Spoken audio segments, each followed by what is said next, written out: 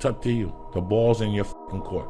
No more fucking around. You want your life to be better? I can't help you. Lee can't help you. Joe Rogan can't help you. Ari can't help you. God can't fucking help you. Only you can fucking help you. Grab your fucking balls, get a fucking notebook, and write down what the fuck you're gonna do this year. And this is it. You're not gonna have these problems. Fuck the drugs. Fuck the cigarettes. Fuck that dumb bitch. It all starts fucking today, all right? No more fucking excuses. You're not even motivated yourself. Like I want to wake you up at 3 o'clock in the morning and go, come on, man, we're going running. Like I want to see what you do when you're tired. Let me see how you push yourself. Come on, man, get up again tomorrow. Get up again tomorrow. Get up again tomorrow. The next day, get up. Keep going. How long can you maintain a positive attitude? Where's all this teaching? You're teaching people. You can't do shit yourself. Turn your feelings off when it comes down to you wanting to be better. What that means is when that alarm clock goes off, your feelings got to go away. If you want to achieve greatness. And greatness is only achieved when your feelings about that kind of shit. And let me say that kind of shit. So for those soft people who may be listening to this, don't put words in my mouth. I'm not talking about your fucking family and all that shit. I'm talking about the grind. The fucking grind. It is so easy to beat people today. They are so soft. They have no work ethic. No one can stick with anything. Everyone's distracted. They're on social media. They're counting their fucking notifications because they can't stick with shit. They can't say no. Motivation is crap. It's shit. People right now, maybe listening to this shit, they be motivated to go run. If it's cold somewhere where they're at, allow them to shut that door, go back inside. That's motivation. It comes and go as how you feel. If you and your wife are good, if you and your kids are good, if you're good at work, you're motivated.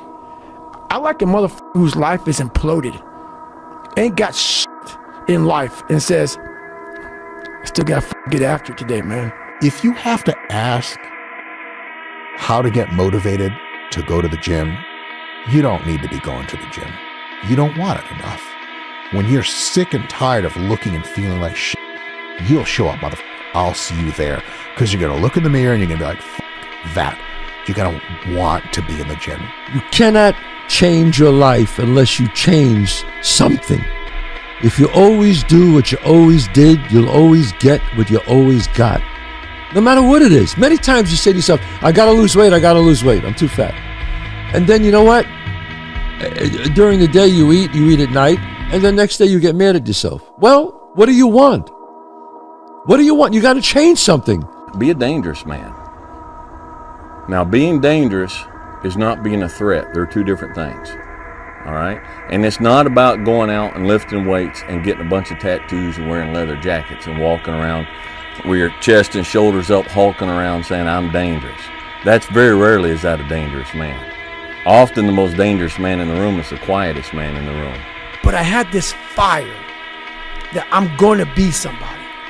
And it has to be there because on all those bad days, on all those days you don't want to do shit, you have to be your own motivator, your own coach, your own trainer, your own everything. So to do that, you have to come into work, and work is whatever your work may be, ready to go. And what that means is you may have failed miserably yesterday, but you come to work like, people like, man, you just lost everything. How the hell are you just fucking damn motivated? Because this is what it takes. This is what the fuck it takes. And you got to get it from wherever you can.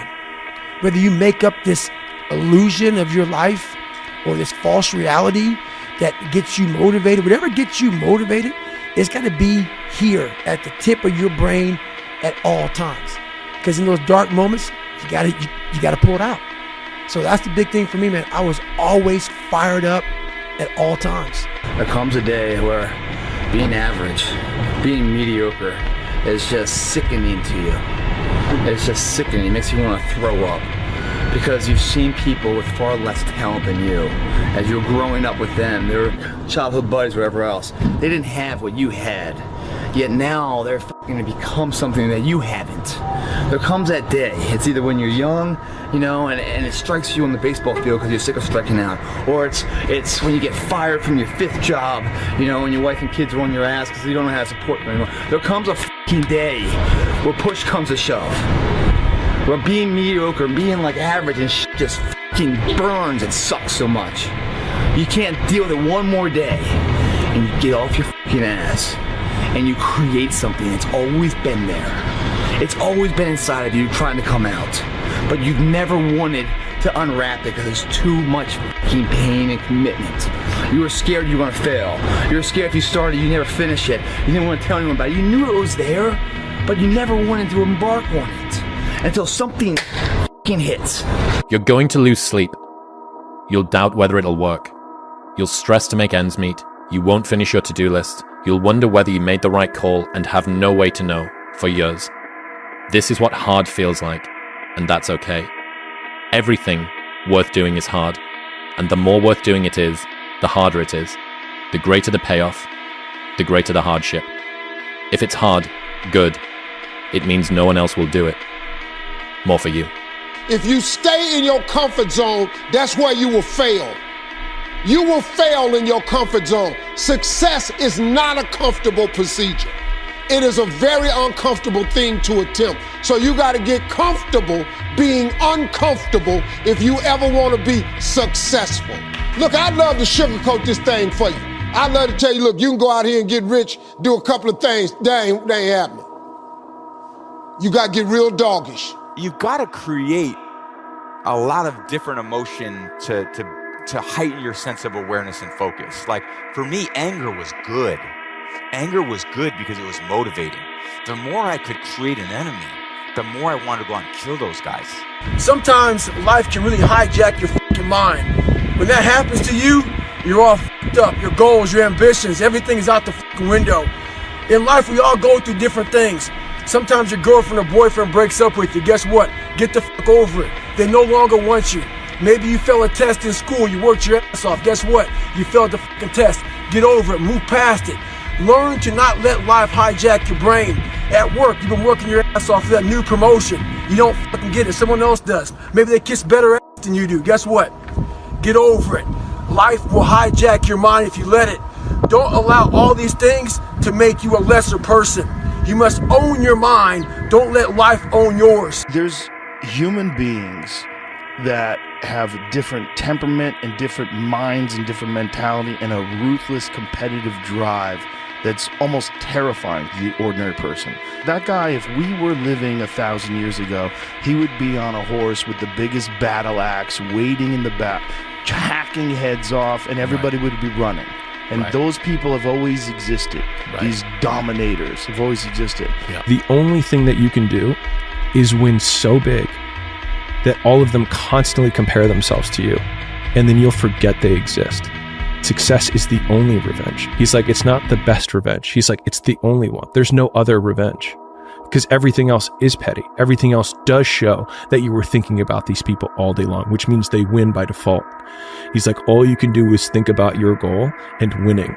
He's like, and when you win, that's when you become so big that they shrink into irrelevance. You cast a shadow that no one even can see them behind you. Hard times create hard men. Hard men create soft times. Soft times create soft men. Soft men create hard times. Sun don't stop for nobody, man. Sun don't stop. Sun gonna be up in the morning regardless.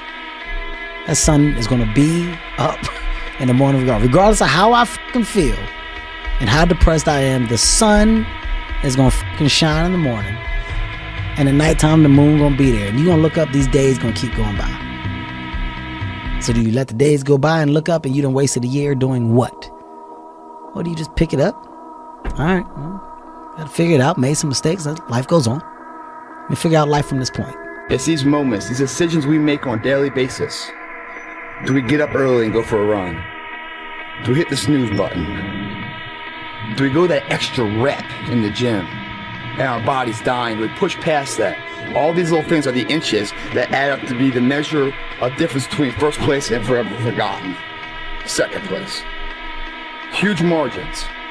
But if you look about your day and all these little moments of life, all these little opportunities are in your wheelhouse. You create them.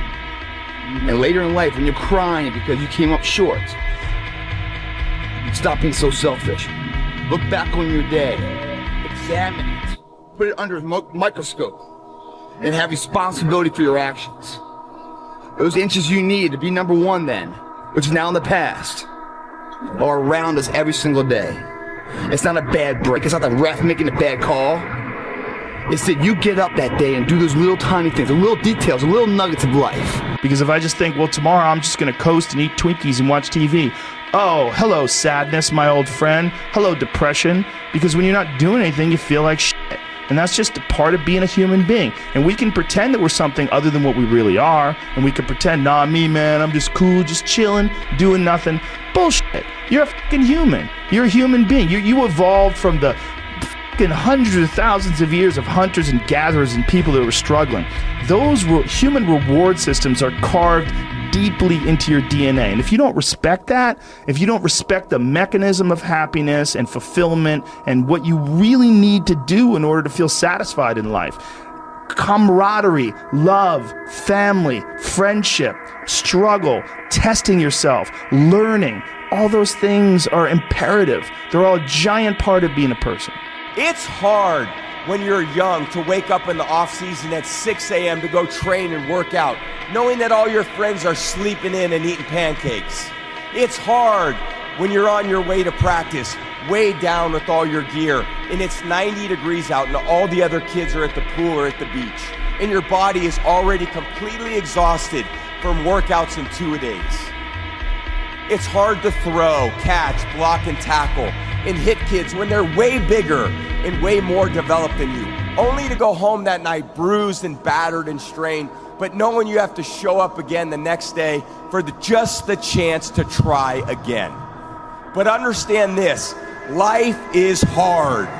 No matter who you are, there are bumps and hits and bruises along the way. And my advice is to prepare yourself. Success and achievement come from overcoming adversity. You're a man. You are a man. Stand up and be a man. Make the hard decisions. Make the sacrifices. Make the unpopular decisions. And become comfortable in your own skin. And if you are not a person that you are comfortable being alone with, that is the one person in this universe that you have full power, full right, and full responsibility to change. It doesn't matter where you are in life. It really doesn't. It's always your next move.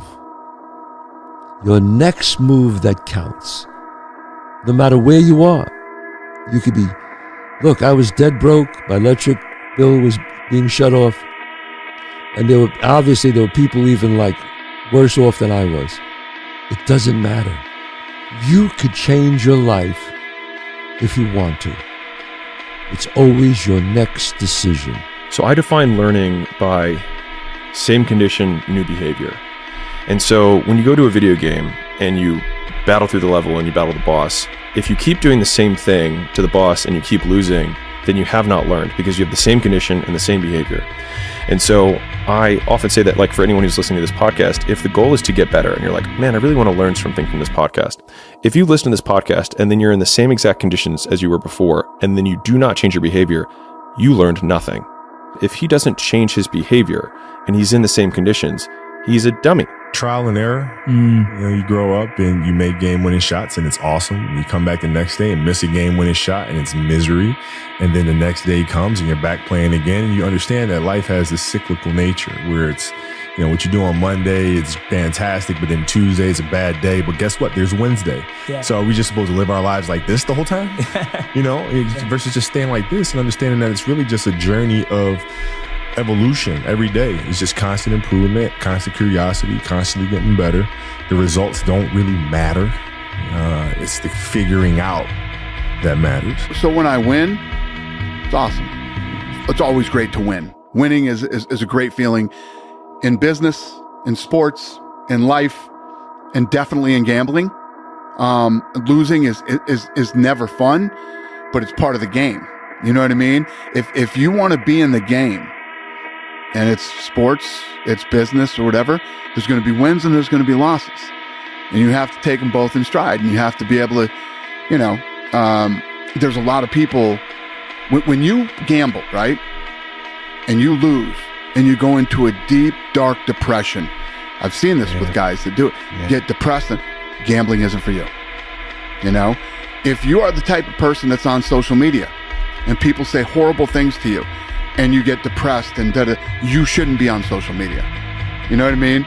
These are all part of being in the game. When you're in the fucking game, great things happen and really bad things happen.